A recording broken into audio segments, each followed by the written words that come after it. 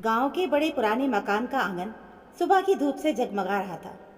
छत से टपकती हल्की सी धूप में धूलकण ऐसे तैर रहे थे जैसे हवा में बिखरे छोटे छोटे सितारे हों।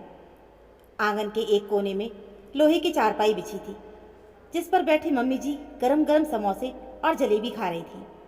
उनके पास रखी थाली से तेल की खुशबू पूरे आंगन में आ रही थी।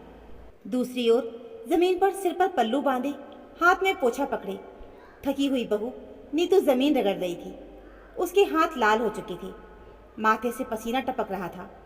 मम्मी जी ने एक और समोसा उठाया और चटनी में डुबोकर हंसते हुए कहा, अरे वाह, देखो तो कितने मज़े के समोसे बने हैं। नीतू, जरा जल्दी जल्दी पोछा लगा ले, फिर आंगन में बैठकर चाय भी बना देना। गरम चाय के साथ समोसे का मज़ा ही कुछ और है। नीतू ने सिर झुका लिया। वो जानती थी कि विरोध करने से झगड़ा बढ़ेगा। उसकी सास को काम करने की आदत नहीं थी, पर ताने मारने की आदत खूब थी। कि तभी अंदर से बेटा रोहन निकला। उसने ये दृश्य देखा। एक तरफ उसकी माँ आराम से समोसे खा रही थी और दूसरी तरफ उसकी पत्नी जमीन पर झुकी हुई पसीने से भीगी हुई मेहनत कर रही थी। रोहन का चेहरा कठोर हो गया। वो पास जाकर बोला, मम्मी, आप यहाँ समोसे खा रही हैं और मेरी बीवी से झाड़ू पोछा करवा रही हैं, क्या ये ठीक है? मम्मी जी ने उसकी बात पर हंसकर कहा, अरे बेटा, तुम तो बेकार की बातों को बड़ा बना लेते हो। घर का काम बहू ही करेगी और मैं क्यों करूं? मेरी उम्र हो गई है और वैसे भी औरत का असली गहना उसका काम है, इसे करने दो। तुम्हारी बीवी तो बस कुछ ही काम करके थक जाती है। रोहन ने गहरी सांस ली। उसका मन अंदर से सुलग उठा। उसने नीतू की ओर देखा, जो चुपचाप काम में लगी रही।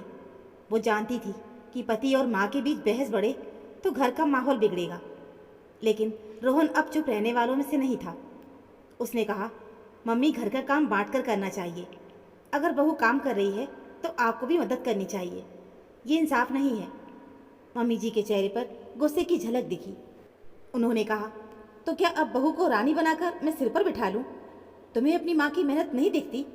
मैंने कितनी मुश्किलों से तुम्हें पाला है और अब जब बहू आई है तो तुम अपनी माँ को ही गलत कह रही हो। रोहन चुप हो गया, पर उसके दिल में गहरी चोट लगी। उस रात का खाना चुप्पी में बीता। थाली में दाल सब्जी रखकर नीतू ने सबको खाना परोसा। मम्मी जी खाते खाते लगातार ताने मार रही थी, दाल में नमक कम है, सब्जी में मिर्च ज़्यादा है। अरे, बहुएं कब सीखेंगी ठीक से खाना बनाना? नीतू चुप रही। वो जानती थी कि जवाब देने से बात और बढ़ जाएगी। रोहन का मन खिन्न था। उसे लग रहा था कि मम्मी जानबूझकर नीतू को नीचा दिखा रही है।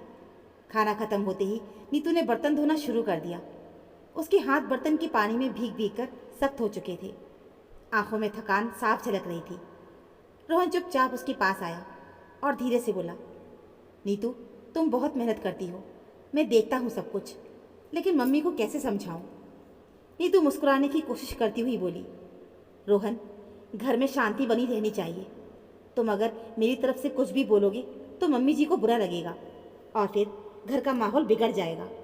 मैं सब सह लूँगी, बस तुम परेशान मत हो। रोहन ने उसकी आंखों में झांका। वहाँ थकान थी, लेकिन कहीं न कहीं गहरी ताकत भी थी। उसे लगा कि औरत घर की नींव की तरह है, जो टूटने के बावजूद घर को संभाल लेती है। अगली सुबह फिर से वही सिलसिला। नीतू झाड़ू पोछा कर रही थी और मम्मी जी आराम से चारपाई पर बैठी थी। पड़ोस की औरतें आईं और मम्मी जी से बातें करने लगी। एक पड़ोसन ने मजाक में कहा, अरे वाह भाभी जी, आपकी तो चांदी है। बहू सारी मेहनत करती है और आप आराम से समोसे पकौड़े खाती हैं। मम्मी जी गर्व से बोली, हाँ, बहू है तो काम तो करेगी ही, यही तो बहू का फ़र्ज़ है। उनकी बात सुनकर नीतू का दिल और टूट गया। उसने कभी सोचा था कि ससुराल उसका घर होगा, लेकिन यहाँ तो उसे सिर्फ नौकरानी की तरह देखा जा रहा था। उस दिन राहुल ने तय कर लिया कि अब वो चुप नहीं रहेगा। रात को उसने माँ से साफ कहा, मम्मी, आप नीतू से नौकरानी जैसा बर्ताव करती हैं, ये सही नहीं है। अगर आप घर का काम बांट लें तो नीतू पर बोझ कम होगा। आप क्यों नहीं समझती? मम्मी जी ने तुनक कर कहा, रोहन, तुम अपनी बीवी के कहने पर मुझे सिखाओगे? मैंने अपनी जवानी में कितनी मेहनत की है, क्या तुम भूल गए? तब किसने मेरी मदद की थी? रोहन बोला, मम्मी, आपने मेहनत की, तब हालात अलग थे, अब हालात बदल गए हैं। मैं नहीं चाहता कि मेरी पत्नी भी वही कष्ट झेले जो आपने सहे थे। आपको उसका सहारा बनना चाहिए, ना कि बोझ। मम्मी जी चुप हो गई। उनके दिल में चोट लग गई, पर कहीं न कहीं रोहन की बात ने उन्हें सोचने पर मजबूर कर दिया। रात को बिस्तर पर लेटी हुई मम्मी जी का मन चैन से नहीं था। उन्हें लग रहा था कि जैसे आईने ने उन्हें सच दिखा दिया हो। क्या सच में वो अपनी बहू के साथ अन्याय कर रही थी? अगले दिन रविवार था। रोहन ने तय किया कि वो नीतू को थोड़ा आराम देगा। सुबह सुबह ही वो उठकर रसोई में चला गया और चाय बनाने लग गया। मम्मी जी ने देखा तो वो हैरान रह गई। अरे बेटा, तू रसोई में ये क्या कर रहा है? रोहन मुस्कुरा कर बोला, मम्मी, मैं अपनी पत्नी के लिए चाय बना रहा हूँ। वो रोज़ इतनी मेहनत करती है, तो एक दिन मैं क्यों ना करूँ? नीतू ने झट से कहा, नहीं नहीं रोहन, रहने दो, लोग हंसेंगे कि पत्नी ने पति को रसोइया बना दिया। रोहन बोला, लोग क्या कहेंगे ये सोचकर इंसान अपना घर नरक बना देता है। अगर घर में प्यार और बराबरी हो तो बाहर की बातें मायने नहीं रखती। उसकी बात सुनकर नीतू की आंखें भर आईं, लेकिन मन के चेहरे पर असंतोष साफ झलक रहा था। दोपहर को घर में अचानक मेहमान आ गए, रोहन की मौसी और उनके परिवार वाले। घर में एकदम हलचल मच गई। मेहमानों के लिए खाना बनाना था, घर सजाना था। मम्मी जी आराम से बैठ गई और सारा काम नीतू पर डाल दिया। नीतू भाग दौड़ करती रही, किचन से आंगन, आंगन से कमरे तक। गर्मी से पसीने की बूंदें उसके चेहरे पर चमक रही थी। रोहन ने देखा तो वो भी काम में लग गया। उसने आटा गूंथा और सब्जियां काटी। मौसी जी ने देखा तो वो हंसते हुए बोली, अरे वाह रोहन, तू तो बड़ा मददगार पति निकला। बहुत अच्छा है बेटा, जमाना बदल गया है। अब पति पत्नी दोनों मिलकर काम करते हैं। बहू अकेले क्यों सारा बोझ उठाए? ये सुनकर मम्मी जी को भीतर से चोट लगी। उन्हें लगा जैसे सामने ही उनका सारा भेद खुल गया हो। शाम को जब सारे मेहमान चले गए तो नीतू थककर चारपाई पर लेट गई कि तभी अचानक उसके हाथ में हल्की सी ऐंठन हुई और वह दर्द से करहा उठी। रोहन घबरा कर बोला, क्या हुआ नीतू, तुम ठीक तो हो ना? नीतू ने धीरे से कहा, कुछ नहीं, बस थकान है। लेकिन उसकी हालत देखकर रोहन समझ गया था। वो तुरंत डॉक्टर को बुलाने चला गया। डॉक्टर ने जांच कर कहा कि नीतू को बहुत आराम की ज़रूरत है। इस तरह लगातार मेहनत करती रही तो उसका स्वास्थ्य बिगड़ सकता है। परिवार को चाहिए कि इसे सहारा दे, काम बांट लें। डॉक्टर की बातें मम्मी जी के दिल में तीर की तरह चुभ गई। उन्हें एहसास हुआ कि उनकी जिद और लापरवाही से उनकी बहू की सेहत बिगड़ रही है। उस रात मम्मी जी देर रात तक सोई नहीं। आंखों के सामने वही दृश्य घूमता रहा। बहू पसीने से तरबतर काम करती हुई, बेटे का परेशान चेहरा, डॉक्टर की चेतावनी। धीरे धीरे उनके मन में अपराध बोध उमड़ने लगा। सुबह का समय था। आंगन में हल्की धूप फैली हुई थी। नीतू अभी भी बिस्तर पर आराम कर रही थी। डॉक्टर ने सख्त हिदायत दी थी कि वो काम ना करे। मम्मी जी उठी और चुपचाप रसोई की ओर चली गईं।